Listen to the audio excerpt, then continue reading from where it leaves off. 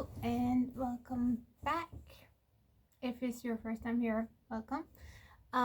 So this week I wanted to talk about how some of my experiences in finding jobs. I'm still looking for jobs as a student to help finance my studies. But so this is how I got scammed this week. So first off, I was looking for jobs and I applied to like a lot of job searching websites. I also upload my CV on LinkedIn and also other places. But there was this one website where you could be. I think it was teacher. If I think you could be like a teacher. I wanted to teach like piano because I play the piano, and yeah, I thought that would be fun. So on that website you need to specify your language skills as well. So Persian is my mother language, and I also have a C1 in English. So I put that too, and someone contacted me and they said okay, so we have a job for you.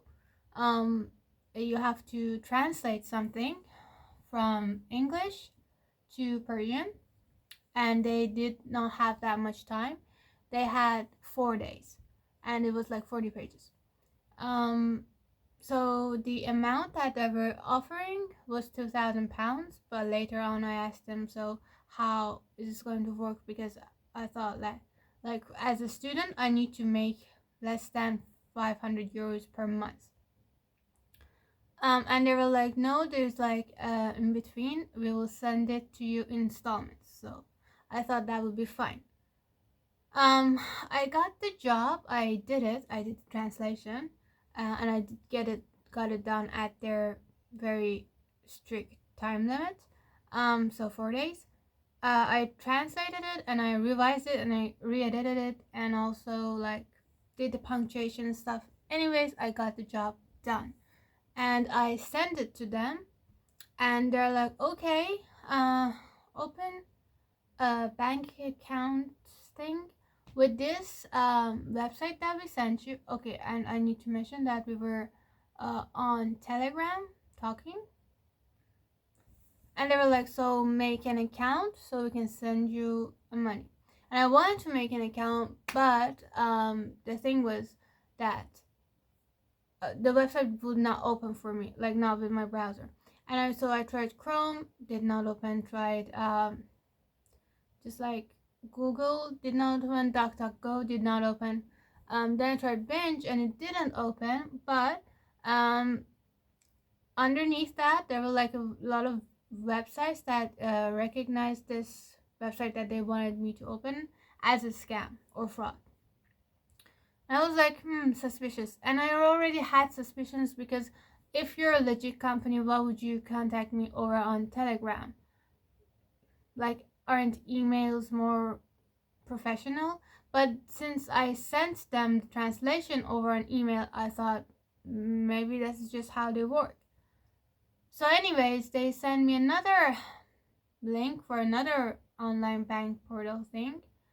And at this point, I'm really suspicious. I do open the bank account, and I tell them, okay, so this is the credentials, blah blah blah, and they send me the money, and it's on the web page, it's written okay, so $2,300, which is equivalent to £2,000 that they were talking about initially, which they were going to give me in 500 euro chunks, so that it would not be illegal according to them. I saw it and I was so happy, and I told my parents about it and everything. But then I wanted to get the money, right? So I tried to get the money, but it kept asking me for an authentication pin, and it didn't matter how they had several money options. You could transfer you could withdraw, or you could just like withdraw with PayPal, whatever. They had like several options. And so I tried some of them. I tried the PayPal one, I tried the transfer one, and I tried the withdrawal on the bank for like 500 euros. Which I did. We didn't do actually 500 euros, it's $500, because the whole website was in dollars for some reason. And I thought that, okay, so 500 is less than 500 euros, so why not? Anyways, I did that, and it kept asking me at one point or another, it kept asking me for authentication pin. And well, I didn't have the authentication pin, and because I just got my bank account, I thought maybe it's something that comes with like the credit card stuff. But then I asked them, I was like, it keeps asking me for authentication pin, I don't have whatever that is. And they were like, oh yeah, authentication pin, I will redirect you to the finance department of this bank. So initially they were not supposed to be related to this bank. This bank was supposed to be a medium between them and me. But then suddenly they sent me like the finance, and this person also is on Telegram for some reason. And it's not like, it's pretty common for people in Iran to get business done over on Telegram. It's not common for people in the Europe. So far I've seen, mostly they don't have Telegram. So I was like, why is this happening? But anyways, I didn't have like a reason to say that. I just had like gut feelings. I found the whole thing suspicious, and the scam websites, really, I was like, could be a scam. Starting off, I know it could be a scam because like I said, this thing about Telegram. But anyways, I talked to this person, and they're like, yeah, you need to purchase. And from this point on, I knew it was a scam. So anyways, they said you need to purchase an authentication pin. And for 190 euros, and it's only a one-time thing. We like, you get it, and then it will be over. Two things that really put me off from this point on was, A, why do I need to purchase something? I did some work for you, I did a job for you, why do I need to purchase? So that was exhibition A. And exhibition B, it was the way they were talking. You know, the thing about scammers, and I know that based on the movies I watched, is that scammers always try to rush you, you know? They always try to tell you about this imaginary disadvantage. If you don't do what they're saying, you will get that imaginary disadvantage. And this time they were also talking about how this is like it's going to fluctuate for some reason, which, why would an authentication pin fluctuate? And it may decrease, even it may increase in the amount, and I wouldn't have to pay more. And also spots are so fast, and you need to, at this point I already knew it was like a scam. So that was exhibition B. And exhibition C was the timing of this. This all happened very late at night, like over 10 p.m. Who works over 10 p.m. on a Saturday or something? Was it a Saturday?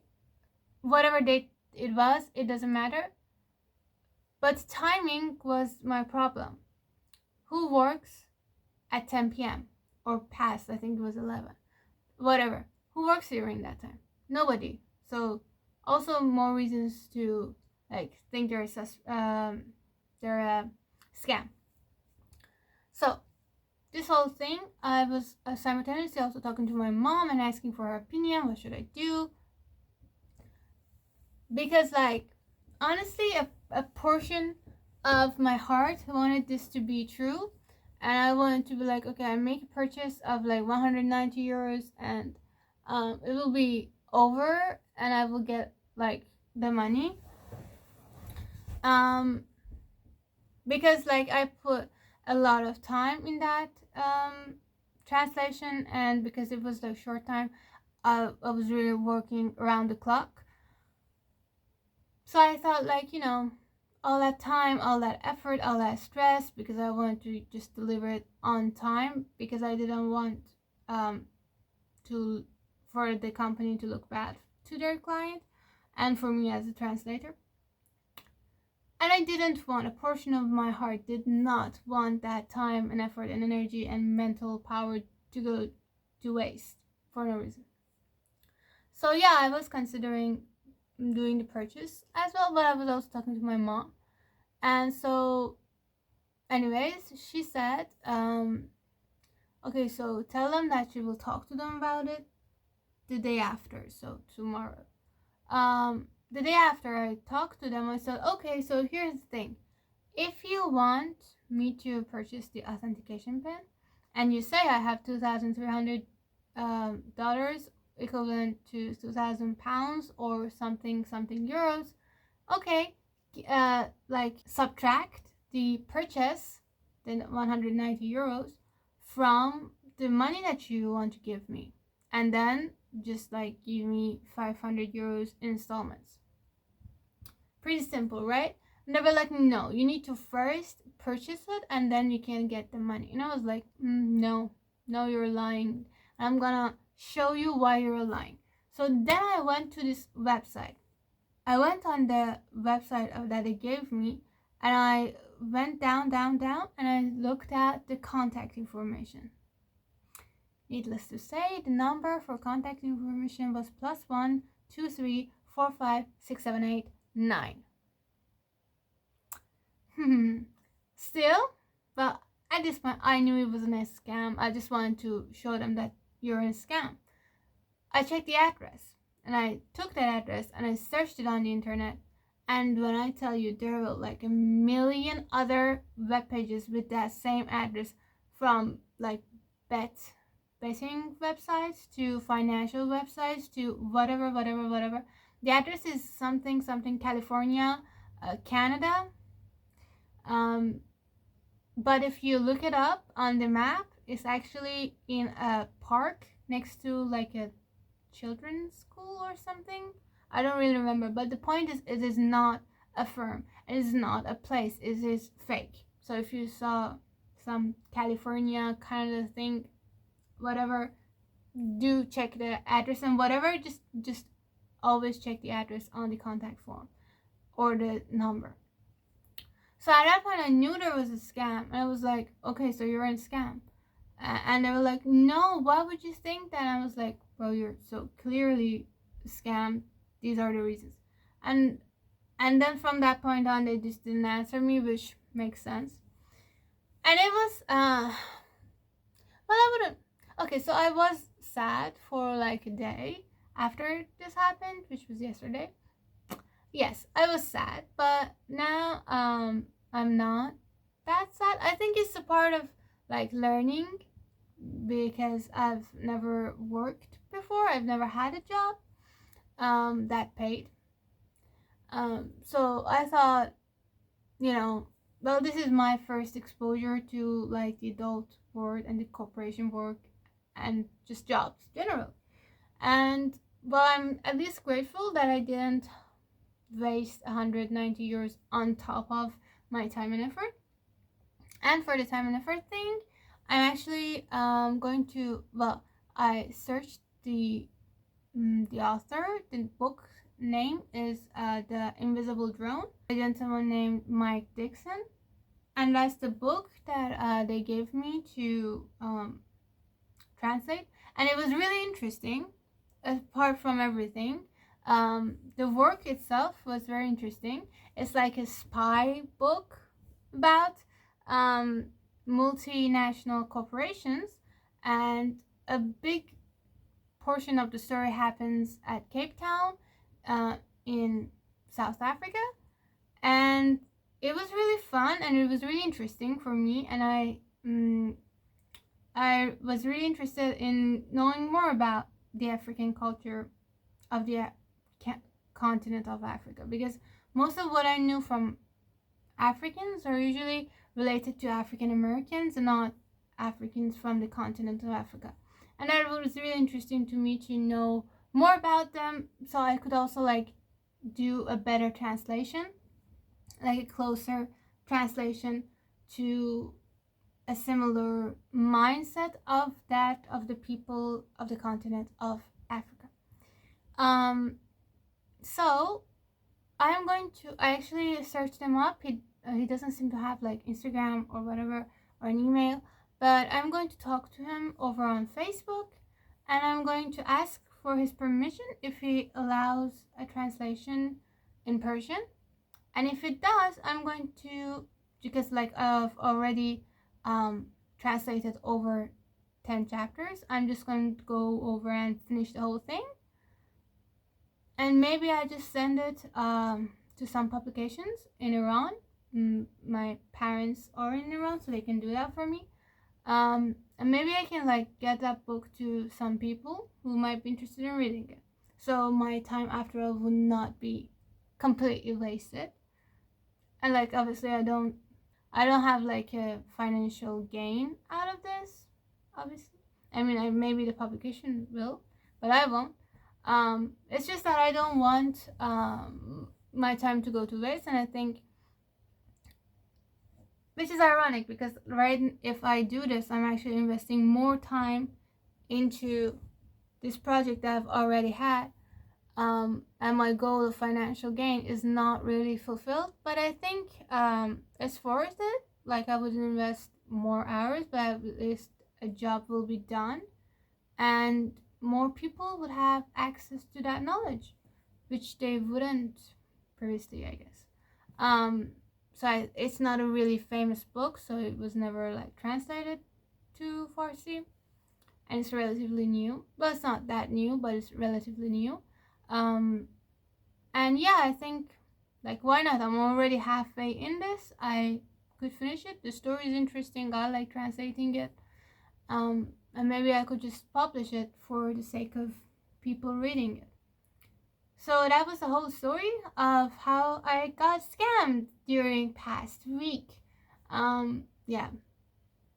But at least I learned that from now on I will be more careful, and I will first examine how they're going to pay me and the payments, and if they're legit or not, if they're a legit business or not. Because I also forgot to mention, I did ask them several times if they're a legit business, if they have like a state recognized like a German recognized certificate that shows that they're a legit business. But instead of like answering or responding, this also happened at the time, but I already knew they were a scam. They would just send me screenshots of their previous clients who purchased from them for some reason, which was not what I wanted. I wanted like an address of a headquarters. I wanted real contacts, and I wanted like a proof that the German government actually like certifies these people as legit. But they didn't have that, so they would just send me like screenshots and stuff. So at the end of the day, I wouldn't say it was like a total waste. I learned something very important, which was not to trust people. I also learned to clarify my payments and the method before I do the job, and I got to know an interesting story. So in the end, it's a win, and it's not what I expected it to be. Like the gain is not what I expected it to be for me, but it is still a gain, and that's okay. So I'm still looking for jobs aside from that. I don't want to do like retail work or stuff like that. I think related stuff to my expertise are better, like either like translating, which I'm fine with, but more like working in a music company or teaching the piano. I also set up my piano. It's over there. I don't know if you can see it. And I started a book named Rock Piano, which my professor introduced me to. And so I've played classical piano before. I'm not really knowledgeable in the area of rock, pop, and other sections and genres of music, but because that's what I'm opting for at the end of the day, and that's what I want to do. As a music producer, I know I needed to learn it, So I borrowed the book from the library and I'm playing the lessons and I'm going forward. And yeah, that was this week. Thanks for listening and I hope you enjoyed. Tune on in for next episode of how my unimportant life is going on in Germany. Bye!